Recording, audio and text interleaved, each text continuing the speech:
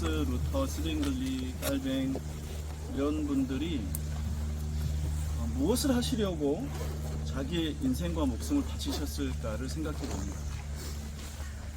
분명한 것은 이분들이요, 없던 새로운 것을 만들어내진 않았다는 사실입니다.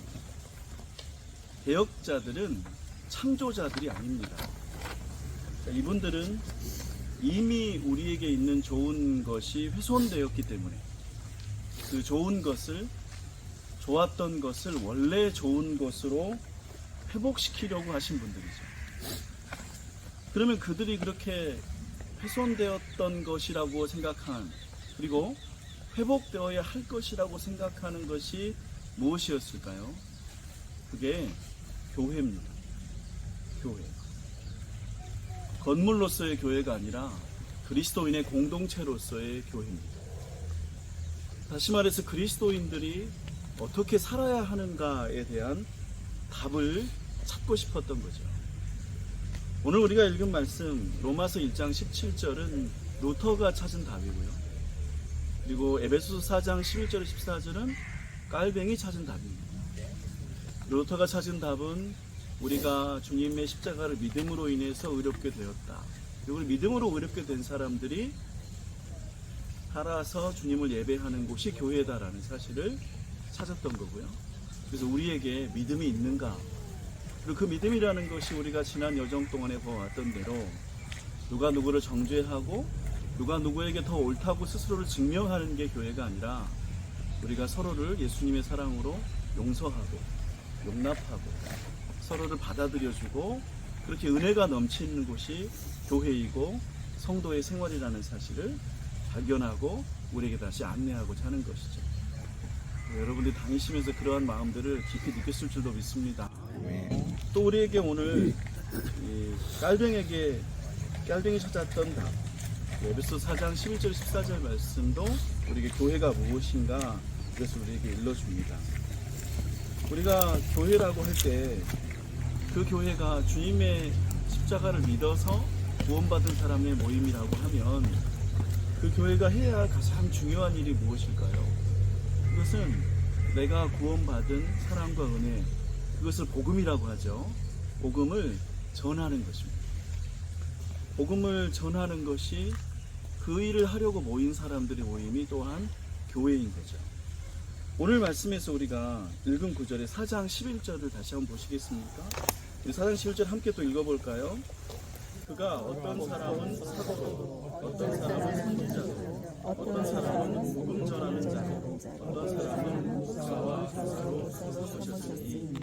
우리가 이 구절을 읽으면 사도로 삼은 사람이 있고 선지자로 삼은 사람이 있고 복음 전하는 자로 삼은 사람이 있고 목사와 교사로 삼은 사람이 있구나, 이런 사람들이 모인 데가 교회구나 라고 우리가 알 수 있는데요, 이 중에서 사도, 선지자, 목사, 교사에 해당되는 직분은 여러분에게는 없습니다. 그럼 여러분 이 중에서 뭐가 해당이 될까요? 복음 전하는 자. 깔뱅이 찾은 교인들은 복음 전하는 자입니다. 이 중에서 이제 어떤 분들은 저처럼 목사가 되고, 또 어떤 분들은 신학과 성경을 가르치는 교사가 되고, 또 사도가 되고, 선지자가 되지만 모든 그리스도인은 다 누가 되는 거예요? 복음 전하는 자가 됩니다.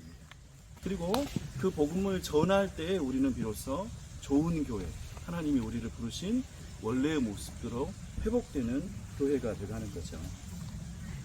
우리가 복음을 전할 때 잘 전하거나 혹은 복음을 전할 때 큰 성과를 거두거나 그럴 필요는 없습니다. 주님은 우리에게 복음을 잘 전하는 사람이 되라고 하신 게 아니라 그냥 복음을 전하는 사람이 되라고 하신 거죠. 교회가 왜 부패했을까?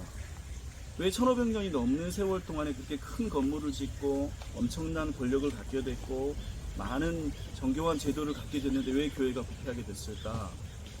복음을 전하지 않았기 때문이라고 갈등이 말합니다. 복음을 전할 때 그럼 우리에게 무슨 일이 생길까요? 우리 12절 같이 읽겠습니다.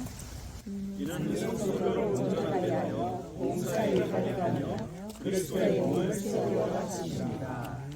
복음 전하는 자가 될 때 우리는 비로소 온전하게 됩니다. 그리고 봉사하게 되고 그리스도의 몸을 세우게 되는 거죠. 우리가 교회를 다니면 의외로요, 이렇게 이상한 사람들을 만납니다. 교회를 오래 다니고 교회 문화에 대해서 잘 익숙해 보이는 것 같지만 우리가 생각할 때 오히려 교회 다니지 않는 사람들보다 못해 보이는 사람들을 교회 안에서 만나죠. 그들은 왜 그렇게 돼버렸을까요? 그들은 교회를 다니면서 복음을 전하는 적이 없으니까 그렇게 됐겠죠. 교회를 10년을 다니고 20년을 다녀도 복음이라는 게 무엇인지 또 복음을 전한다는 것이 어떤 것인지 하지 않으면 우리는 다 누구나 부패합니다.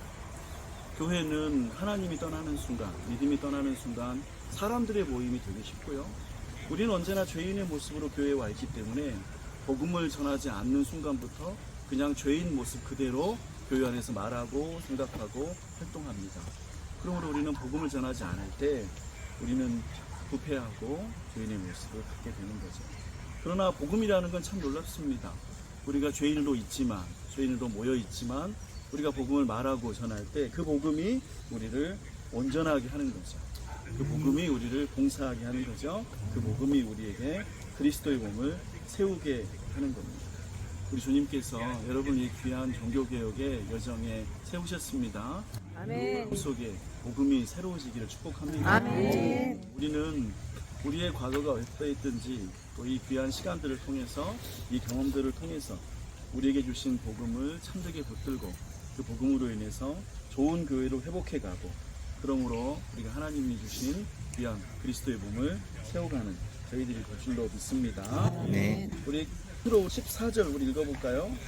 이는 우리가 이제부터 어린아이가 되지 아니하여 사람의 수와 반사와 유혹에 빠져서 우리가 진리여 요동하지 않게 합니다. 아멘.